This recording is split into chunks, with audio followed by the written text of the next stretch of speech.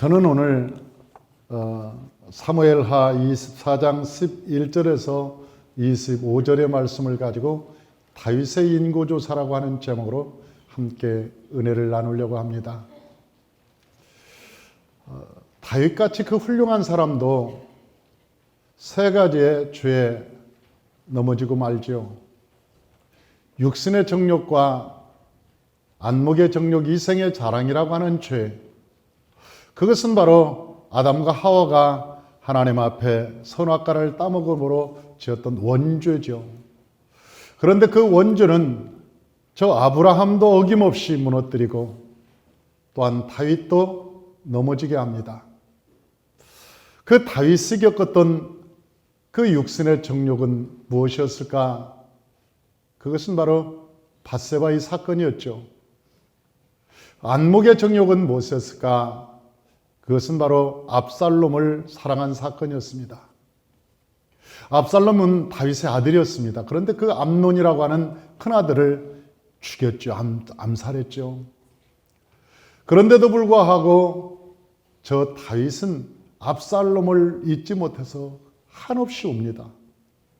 그의 외모를 보고 그런 것이죠.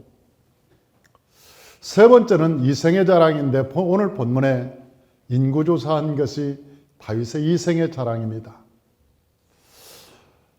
그 다윗은 굉장히 영화로웠던 사람입니다. 그런데 자기가 내가 누군가를 사람들에게 보여주고 싶다 그런 마음으로 인구조사를 함으로 하나님께 큰 죄를 범했던 것이죠. 그래서 오늘 저는 이 말씀을 가지고 함께 저와 여러분들이 은혜를 나누고자 하는 것입니다. 인구조사의 목적은 무엇이었을까? 다윗이 인구조사를 한 목적이 무엇이었을까 하는 것입니다. 여러분, 인구조사는 죄가 아니었습니다. 왜냐하면 민수기 1장에 보면 하나님께서 모세에게 인구를 조사하라. 그래서 20세 이상 인구를 조사한 내용들이 다 나타나 있습니다. 그래서 성경적으로 보면 인구조사가 그렇게 하나님께 죄를 지은 사건이 아니었습니다. 뿐만 아니라 26장, 민수기 26장을 보면 다시 인구조사를 합니다. 저 가나안 땅을 점령하기 전에 모세가 모아놓고 지파별로 인구조사를 한 다음에 숫자에 따라서 지역을 분배합니다. 시므온 지파는 어디, 유다 지파는 어디, 그리고 저 베냐민 지파는 어디, 이렇게 땅을 분배하기 위해서 다시 인구조사를 쫙 하죠. 그러니까 민수기에서는 인구조사가 두 번이 나옵니다. 1장에 한 번 나오고 26장에 한 번 나오죠. 이 다윗이라고 하는 사람이 인구조사를 할 때 죄책감, 죄의식이 없었을 것입니다. 왜냐하면 모세도 인구조사를 했기 때문에 그렇죠. 그런데 이 인구조사를 한 다음에 그것 때문에 7만 명이라고 하는 이스라엘 백성들이 죽었습니다.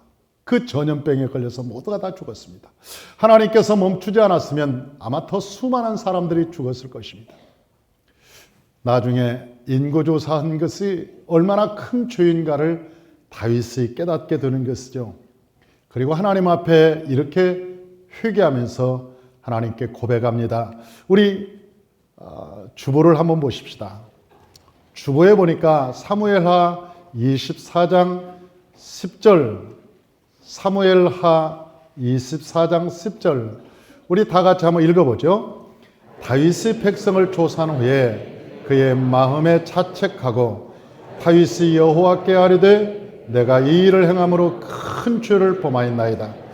여호와여 이제 간구하옵나니 종의 죄를 사하여 주옵소서. 내가 심히 미련하게 행하였나이다. 사랑하는 성도 여러분, 왜 다윗이 오늘 본문에 보니까 마음에 자책을 하고 하나님께 고백하기를 내가 큰 죄를 행하였나이다 그렇게 고백하냐는 거죠. 도대체 왜 그랬을까? 그것은 첫째로 그의 이생의 자랑에 있었습니다. 당시 다윗은 안정된 국가를 만들고 있었습니다. 블레셋은 진압되었습니다. 평생 그들의 옆구리에 가시가 되었던, 여러분 시간만 되면 블레셋 사람들이 쳐들어와서 유다 백성들을 그렇게 괴롭혔잖아요. 그런데 그 블레셋 백성들이 뿌리채 뽑혔습니다. 그래서 다윗이 완벽하게 점령을 합니다. 뿐만 아니라 모압은 조공을 바치는 나라가 되었습니다. 그리고 그렇게 강하다고 하는 다메섹은 이미 점령해서 다윗의 성을 다메섹 곳곳에 세웠습니다. 뿐만 아니라 이 에돔과 수리아는 이제 종의 국가가 되었습니다. 그러니까 다윗의 태평성대를 이루었던 것이죠. 역대상 14장 17절에 보면 이 사건에 대해서 이렇게 얘기합니다. 우리 다 같이 한번 역대상 14장 17절 다 같이 한번 읽어보죠.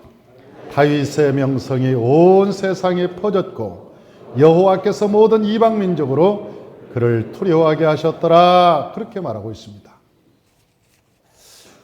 그러니까 이 다윗의 명성이 온 세상에 퍼졌고 뿐만 아니라 여호와께서 모든 이방 민족으로 그를 두려워하게 했더라. 그러니까 숫자가 굉장히 많아진 거죠. 저 다윗의 명성이 온 천하에 있었고 그 숫자가 어마어마하게 많아졌습니다.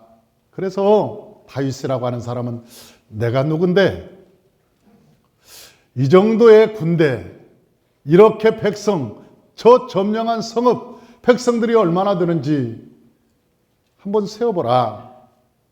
그래서 그 인구조사를 한 것이죠. 그런데 이것이 큰 죄였다는 것입니다. 왜 그럴까요? 사랑하는 성도 여러분, 우리가 이 세상에 죄를 짓는 것은 어려울 때는 죄를 짓지 않습니다. 사람이 돈 있고 빽 있을 때, 사람이 부귀영화, 권세가 따르고 명예가 따를 때 사람은 그것을 자기의 일처럼 자랑하고 싶다는 거예요. 내가 그래도 몇 평에 사는데, 내가 그래도 이래봬도 이런 사람이야. 명함을 주면서 나 이런 사람입니다. 인생이라고 하는 것은 하나님을 자랑하기보다는 자기 자랑하기에 앞섭니다. 늘 그 마음에 죄성이 있으면 언제나 예수 그리스도를 드러내는 게 아니라 나 자기를 드러내기 쉬운 것이 우리 인생인 것이죠. 우리가 공부를 잘하는 것은 내 머리가 좋아서 그런 것이 아닙니다. 하나님께서 우리에게 지혜를 주셨기 때문에 공부를 잘한 것입니다. 그래서 여러분 좋은 학교, 여러분 잘난 것 아무것도 자랑할 것이 없는 것을, 왜? 그것은 내가 한 것이 아니라 하나님이 우리에게 주신 달란트이기 때문에 그래요. 하나님이 우리에게 지혜를 주셨기 때문에 그래요.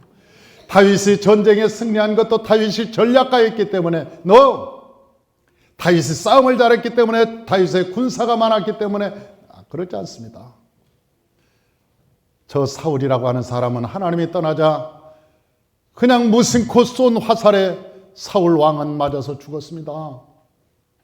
여러분, 알렉산더 대왕이라고 하는 사람은 모기 한 마리에 물려서 죽었다는 거 아니에요?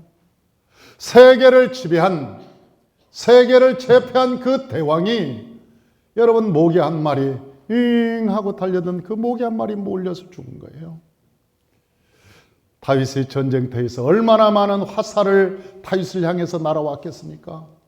얼마나 많은 여러분의 벌레들이 많았겠습니까? 그런데도 다윗이 죽지 않은 것은 하나님께서 다윗을 지켜주셨다는 거예요. 하나님이 다윗을 오른팔로 붙들어 주셨다는 거예요. 하나님께서 그를 눈동자같이 보호하셨기 때문에 다윗이 건강하고 왕위에 올랐고 전쟁할 때 이길 수 있었다는 거예요. 사람은 하나님이 하셨어요. 하나님께서 이루신 것이죠. 하나님께 영광 돌리는 것은 쉽지 않습니다. 사람이 빽 있고 돈 벌고 권세 있고 그러면 그래도 내가 누군데, 전화 오면 내가 할게, 내가 해줄게, 그러다가 큰 코를 다치는 사람이 많잖아요. 이 세상을 살아갈 때 여러분, 그러다가 사람이 여러분 큰 코를 다치는 사람들이 참 많잖아요. 기도 한 번 안 해보고 내 호주머니에 돈이 있으니까 돈의 힘으로 일을 해결하려고, 내가 권세가 있으니까 권세의 힘으로 해결하려고, 그러다가 여러분 많은 사람들이 다칩니다. 이 다윗이 그런 것이죠. 그렇게 태평성들을 이루고 수많은 사람들이 다윗에게 조공을 바치고 많은 사람들이 종이 되어서 따르니까 그래도 내가 누군데, 그런 교만함과 오만함이 그의 생각에 파고드는 것입니다. 여러분, 우리가 돈 벌고 높은 자리에 있고 명예에 있으면 뱀이란 놈이, 이 교만이란 놈이 뱀처럼 아주 슬그머니 우리 머릿속에 생각 속으로 들어오는 것이죠. 아주 슬금 들어와서 우리를 아주 교만하게 만들고 오만하게 만듭니다. 목회자도 안 그렇습니까? 개척할 때는 말이죠. 사람들 개척하고 환경이 열악하고 어려울 때는 천부의 의지 없어서, 그리고 교회가 숫자가 많아지고 교회가 커지고, 그러면 여러분 CEO처럼 우리가 생각하기가 쉽다는 거예요. 조직을 움직이고 그 조직을 사용해서 여러분 우리가 교회를 운영하는 경우도 종종 있지 않습니까? 목회자조차도. 성경은 우리에게 그렇게 살지 말라고 하는 거예요. 그렇게 살아서는 안 된다. 너희가 작은 일이나 큰 일이나 언제나 하나님 앞에 무릎 꿇고 주님께 물어봐라. 왜냐하면 네가 주인이 아니지 않냐? 내 주인은 하나님이시지 않냐? 그래서 여러분 힘이 있어도 하나님께 기도해야 되는 이유는 내가 주인이 아니기 때문에 그러는 거예요. 우리가 돈 있고 능력이 있어도 여러분 기도해야 되는 그 이유는 내가 주인이 아니라 하나님이 내 주인이기 때문에 그런 거예요.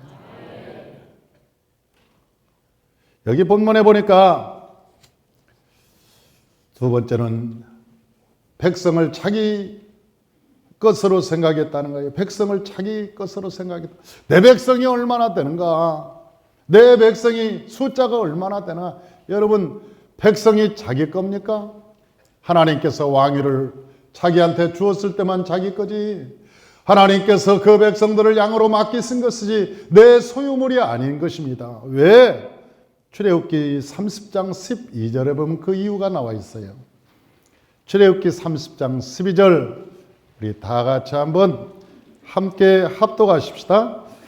내가 이스라엘 자손의 수요를 조사할 때 조사받은 각 사람은 그들의 계수할 때 자기의 생명의 속전을 여호와께 드릴지니 이는 그것을 계수할 때 그들 중에 질병이 없게 하려 함이라. 할렐루야. 이게 무슨 소리냐? 하나님의 백성은 하나님이 값주고 샀다는 거예요. 여러분, 예수 믿는 사람들은 어떤 사람입니까? 예수님께서 십자가상에서 예수님께서 못 박히고 여러분 피 흘리셔서 우리를 예수의 피로 산 사람들입니다. 하나님의 백성들은 속전, 하나님께서 속전한 사람들, 그러니까 사람의 종이 아니라 하나님의 소유물이라는 거예요. 여호와의 백성이라고 하는 거예요. 여호와의 백성, 하나님의 백성을 착각한 것이죠. 다윗이라고 하는 사람은 자기를 따르니까, 자기 명령에 순종하니까, 복종하니까 내 건가 보다, 내 소유물인가 보다. No. 출애굽기 30장 12절에서는 하나님께서 백성들을 하나님 여호와의 이 소유물이라고 하나님께서 말씀하고 있거든요. 사람이 참 착각할 때가 많이 있습니다. 자기가 많이 가진 지식, 여러분 내 것이라고 착각할 수 있습니다. 그러나 그런 사람도 치매 걸리니까 꼼짝 못 합니다. 여러분 치매 걸리니까 이상한 소리를 합니다. 그렇게 많이 배우고 똑똑한 사람도 어느 날 뇌경색이 오니까 이게 말이 나와야지. 아니, 아는 것은 그렇게 많은데 여러분 알고 많은 지식을 가지고 있는데 말이 나와야 말이지. 예? 무슨 얘기요? 방언하는 거예요? 말이 안 나오는 거예요. 그렇게 똑똑하고 그렇게 많이 아는 사람도 안 나오는 거예요. 하나님이 안 주시니까 하나님이 거둬가시면 아무 소용이 없는 거예요. 아무 소용이 없는 거예요. 그럼에도 불구하고 내 것이라고 생각하는 것은 내가 가지고 있으니까 내 것이라고 생각하는 거예요. 이 세상에 내 것은 내 생명도 내 것이 아니에요. 내가 가지고 있는 내 생명도 내 것이 아니라고 하나님께서 오늘 밤에 오라고 하면 우리는 가야 돼요. 이 세상에 내 것이라고 주장하는 사람이 내 것이라고 생각할 수 있는 게 뭡니까? 어떤 사람은 아니 자기 서방이 지건 줄 알아.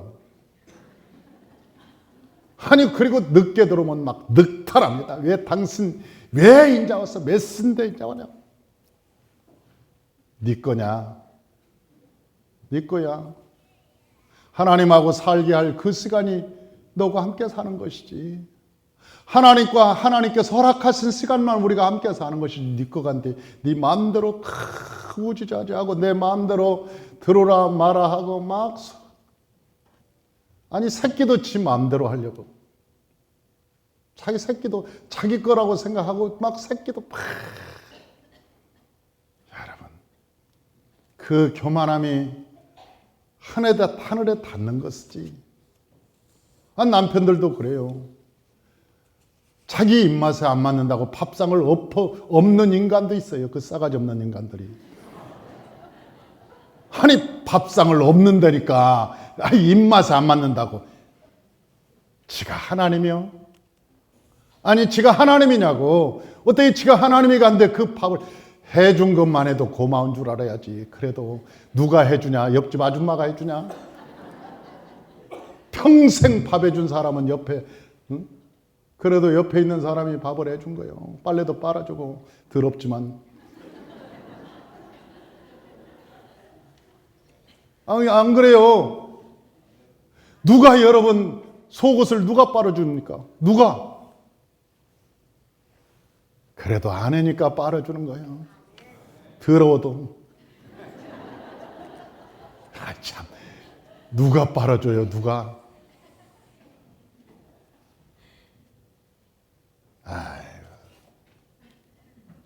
그런데도 불구하고 이것이 마음에 안 든다, 저것이 마음에 안 든다, 이래라 저래라.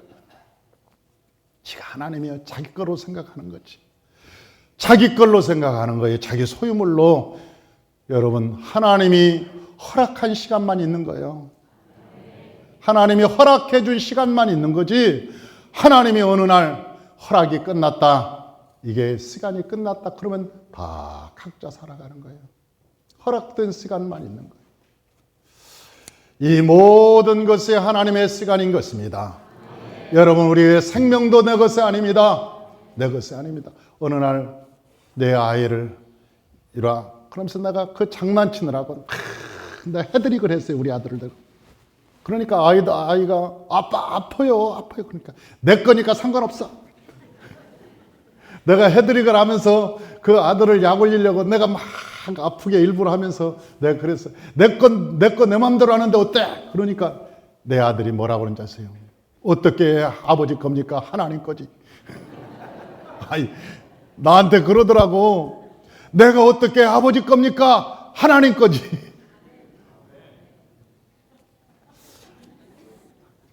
아니 그래서 내가 헤드릭을 놓았다니까요. 내게 아니구나. 하나님 거구나. 사람들은 내 팔도 내 것이라고 생각하고 마음대로 사용합니다. 여러분 하나님께서 허락한 시간만 내 팔도 내 팔이요. 내 다리도 하나님이 허락한 시간만 내 다리요. 하나님이 허락하지 않으면 그 다리 마비되고 그 손 쓸 수 없고 하나님께서 허락하지 않으면 아무것도 우리가 할 수 없는 거예요. 다윗이라고 하는 사람이 큰 잘못한 것은 자기 백성들, 자기 권세 아래 놓여 있으니까 내 백성 내 것이라고 생각한 것이지 그게 큰 잘못이라고 하는 것입니다. 또 오늘 본문에 보니까 왜 이런 사건이 일어났을까 봤더니 하나님의 진노 때문에 일어났습니다. 사무엘 하 24장 1절 우리 성경책을 보십시다. 이번에는 성경책을 한번 보십시다.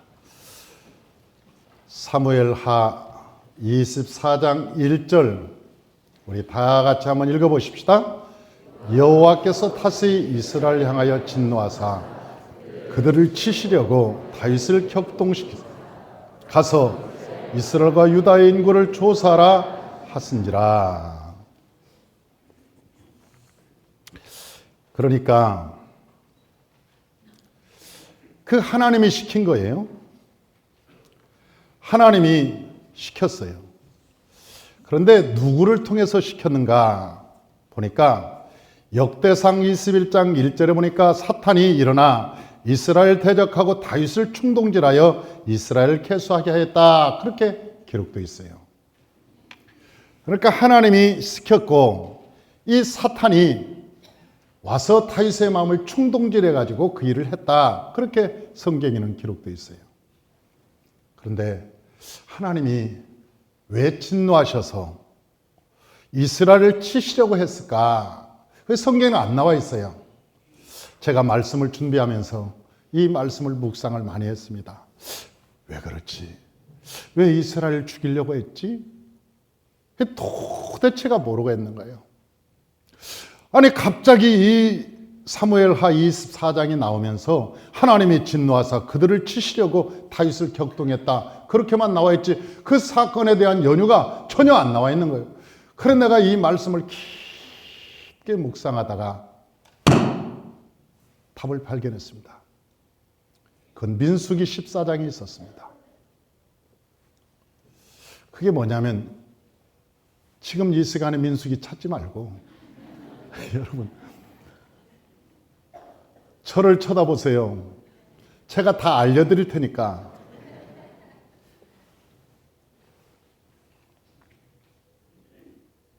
그 민수기 14장을 보니까 이스라엘 백성들이 정탐꾼 12명을 보냅니다. 모세가.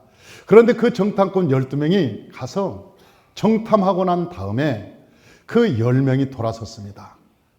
여호수아와 갈렙만 하나님 말씀 맞습니다. 갑시다. 그렇게 하고 10놈은 이거 하나님의 말씀 맞지만 어떻게 갑니까? 우리 못 갑니다. 거기는 강한 백성들이 있고 우리는 거기에 배하니까 메뚜기 같습니다. 우리는 안 됩니다. 그리고 그날 밤에 백성들이 선동을 해가지고 돌아가자. 모세 죽이고 돌아가자. 우리 지도자 세워서 모세 죽이고 저 애굽으로 다시 돌아가자. 그렇게 연합해서 울고 돌멩이 치고 막 그런 세력들. 근데 나중에 보니까 그 세력들이 다 하나님이 죽입니다. 하나도 없이 다 죽였어요. 다. 그래서 1세대는 광야에서 다 죽습니다. 하나도 없이 다 죽습니다. 그리고 여호수아와 갈렙만 가나안 땅으로 들어가는 것을 우리가 볼 수 있습니다. 그런데 이 사건을 보면서 그게 떠올랐던 거예요. 그래, 하나님께서 다윗을 세워서 하나님의 왕권을 권고히 하고 하나님의 나라를 세우려고 했는데 그때 당시 그걸 무너뜨리려고는 압살롬이 있었다. 그런데 그 압살롬의 동조에서 수많은 백성들이 일어났습니다. 그 압살롬이 반역할 때 수많은 사람들이 동조하고 여러분 군사를 이끌고 아브넬로부터 시작해서 여러분 수많은 사람들이 다윗을 뒤쫓아서 죽이려고 했습니다. 하나님은 그걸 기억하고 있었던 거예요. 그걸 기억하고 있었다. 압살롬의 동조자들, 압살롬과 함께 동조했던 수많은 사람들. 그런데 오늘 본문에 보니까 적극 가담자가 있었어요. 그 적극 가담자들이 한 7만 명이 되었던 것 같아요. 7만 명이. 그래서 하나님께서 그 7만 명을 일제히 죽입니다. 그때. 그리고 저 예루살렘을 향해서 손을 들었을 때 하나님께서 이제 됐다. 이제 됐다. 저는 이 사건을 보면서 우리에게 주는 참 교훈이 크다. 우리가 교회 생활할 때 아니면 회사 생활할 때 우리가 사회생활할 때 그 어디든지 악한 자와 연합하지 마시기를 주의 이름으로 축원합니다. 악한 자와 말을 섞지 말기를 주의 이름으로 축원합니다. 어떠한 말도 섞어서는 안 됩니다. 그에 대한 반드시 보응을 해주기 때문에 그렇습니다. 하나님은 여러분 천지 만물을 주관하시는 분이기 때문에 우리의 마음도 감찰하시고 반드시 그것에 대해 보응을 하기 때문에 그렇습니다. 그래서 이 사건이 일어났구나 하는 생각을 하는 것이죠. 세 번째는 이 안정감 속에서 오는 위험함이 있다는 거예요. 이 사건은 언제 일어났느냐면 가대의 거인들을 모두 죽인 뒤였습니다. 역대상 20장 8절 우리 한번 같이 읽어보십시다. 가대의 키 큰 자의 소생이라도 다윗의 손과 그의 신하의 손에 다 죽었더라. 할렐루야. 그러니까 태평성대를 이루고 있었습니다. 사람이 위험할 때는요, 우리가 어려울 때 위험하지 않습니다. 사람이 넘어지는 것을 보고 죄 짓는 것을 보면 안정된 삶을 가질 때 그때부터 위험한 거예요. 그래서 하나님께서 우리에게 말씀하시는 선줄로 생각하거든 넘어질까 조심하라. 너희가 선줄로 생각하거든 이제 됐구나. 그리고 선줄로 생각하거든 그때부터 조심해라. 너희가 넘어질까 두렵다. 하나님께서 그렇게 말씀하시거든요. 그러니까 다윗이 죄 지은 것은 사울에게 도망 다닐 때가 아닙니다. 광야에 있을 때가 아닙니다. 그 다윗이 어려울 때는 죄를 하나도 없습니다. 죄가 아무리 찾으려고 해도 다윗이 죄가 없었습니다. 그런데 다윗의 죄는 왕이 된 순간부터 죄를 짓기 시작합니다. 왕이 되고 나서부터. 그런데 여러분의 표정을 보면 아주 숨을 안 쉬어요. 아주 눈을 깜박깜박하고. 혹시 나한테 하는 소린가?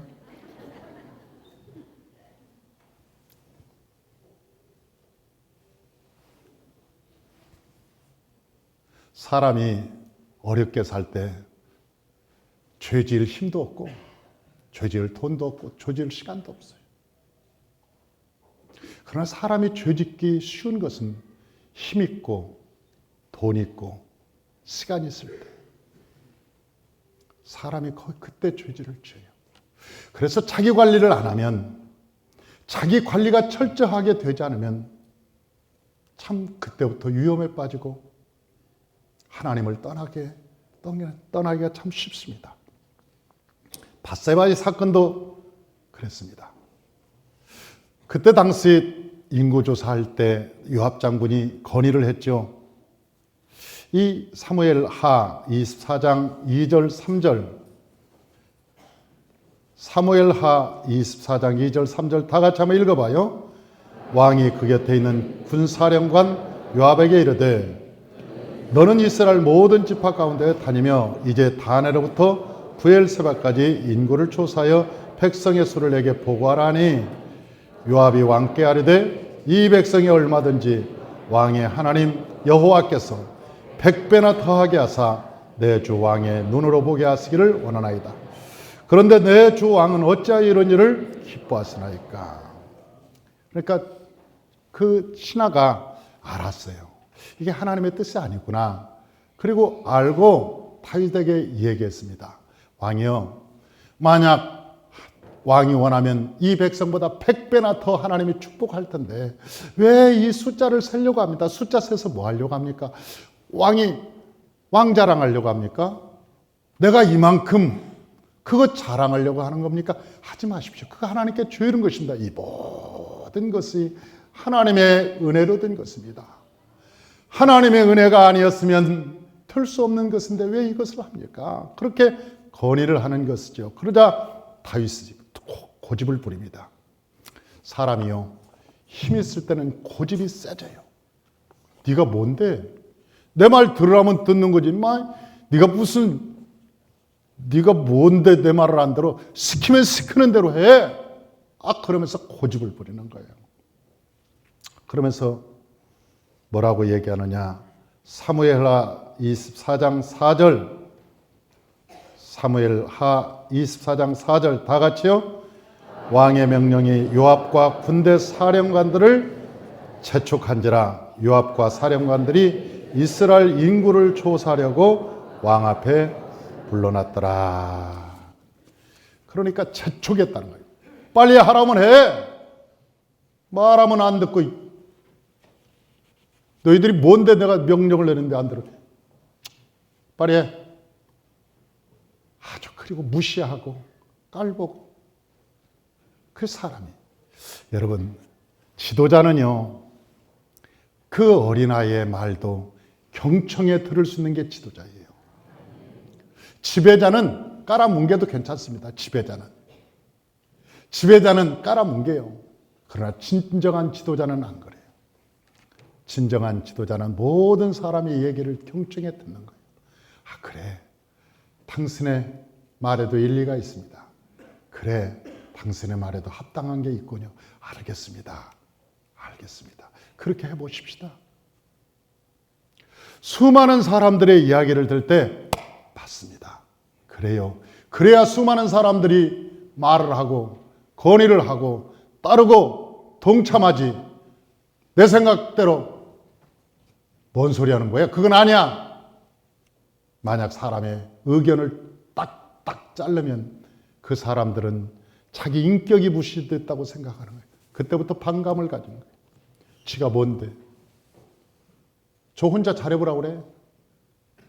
아이고 지 잘났네 똑똑하네.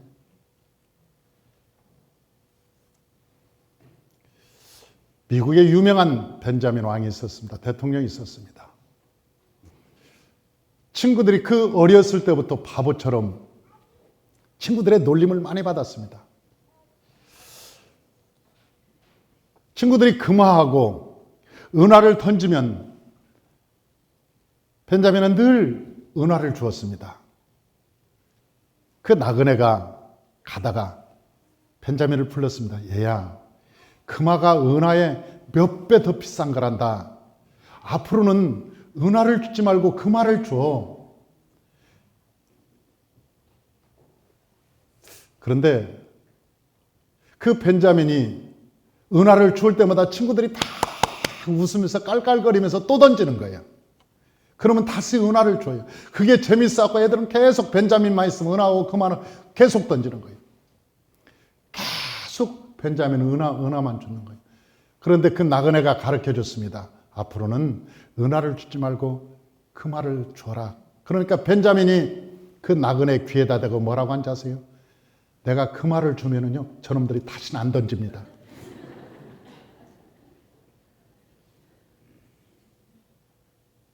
벤자민은 알았던 거지. 사람들이 자기를 조롱하는 걸 알았던, 그럼에도 불구하고 자기가 그냥 져주는 거예요. 사람이 이 수많은 사람들과 함께 살 때 이긴 자, 내가 어떤 이야기를 해서도 설득하려 한다든지 아니면 이기면 절대로 그 사람이 나를 도우려고 하지 않습니다. 이기는 순간. 내가 져주면 그들이 힘을 합쳐서 나를 보완하려고 해. 나를 도와주려고 해. 그러나 이기는 순간 그들은 적이 되고 그들은 내 곁을 떠날 것입니다. 굉장히 바보스러운 거예요. 몰라서? 다 알면서도 져주는 거예요. 다 알면서도 지는 훈련을 해야 되는 거예요. 지도자는 지는 훈련을 해야 되는 거예요. 스스로. 그럴 때 수많은 사람들이 도와주려고 함께 따르고 그와 연합하게 되는 거예요. 사랑하는 성도 여러분, 오늘 본문에 보니까 이 다윗이 고집을 부립니다. 옛날에는 그런 고집이 없었어요. 고집을 부려요. 디도서 1장 7절에는 이 지도자의 품격에 대해서 이야기합니다. 지도자의 품격. 우리 다 같이 한번 읽어보죠. 감독은 하나님의 청지기로서 책망할 것이 없고 제 고집대로 하지 아니하고 급히 분내지 아니하고 술을 즐기지 아니하고 구타하지 아니하고 더러운 이득을 탐하지 아니하는 자, 그렇게 말합니다. 그러니까 지도자라고 하는 것은 이 고집 부리지 않고, 제일 먼저 고집 부리지 않고 그 다음에 분내지 않고 급히 분노하지 않고, 그 다음에 술을 즐기지 아니하고 구타하지 아니하고 더러운 이득을 탐하지 않는 자. 그런데 이 다윗은 벌써 이 고집이 생긴 거예요. 이 부하가 옳은 얘기를 하는데도 빨리 해! 하라니까? 그러면서 고집을 계속 부리니까 어떤 문제가 생기느냐? 역대상 11장 6절을 다 같이 한번 읽어봐요. 요압이 왕의 명령을 마땅치 않게 여겨서 레위와 베냐민 사람은 계수하지 아니하였더라. 그러니까 숫자를 세는데 싹 빼버리는 거예요, 사람들. 그러니까 거짓 보고 하는 거죠. 아니, 지도자가 고집을 부리면서 우기니까 밑에 있는 사람들이 하이, 잘 먹고 잘 살으라 그래. 지 똑똑하면 지 똥은 노란가 봐. 아니, 그러면서 아이고 너 잘났다 이마. 그 중심이었던 요압이 베냐민하고 레위 지파는 싹 빼버리는 거예요. 그리고 거짓 보고. 이게 뭔지 아세요? 조직의 와해가 된다는 거예요. 조직 와해. 이 조직 와해는 우리가 회사를 운영할 때도 그렇고 뭘 운영할 때도 이게 굉장히 큰 문제입니다. 사람을 잃어버려요. 사람을 잃어버리는 것만큼 더 큰 손해는 없어요. 이 세상의 가장 큰 이익은요, 사람을 얻는 거예요. 사람을 얻는 거예요. 여러분, 교회도 마찬가지예요. 수많은 성도들이 채워지고 이 교회가 크게 되려면요, 정말 생명건 일꾼들이 우죽순처럼 여러분 백향목 같은 일꾼들이 곳곳에 서 있어야 돼요. 그래야 교회는 수천만 수만 여러분 수천 수만이 되어가는 거예요. 아니, 목사 혼자 똑똑하고 설교 잘하고 그러면 성도들이 뭐라 하는지 아세요? 성령님하고 목사님하고 둘이 알아서 하세요. 우리는 모르겠어요. 우리는 모르겠으니까 알아서 하세요. 그런데 내가 좀 바보같이 나 아무것도 몰라. 아이고 집사님 있어야 해. 나 몰라. 나는 집사님이 안 도와주면 나 아무것도 못해. 아이고 우리 목사님 불쌍해. 아이고 내가 안 도와주면 나 아무것도 도와줄 사람 없어요. 생명 걸고 해야지.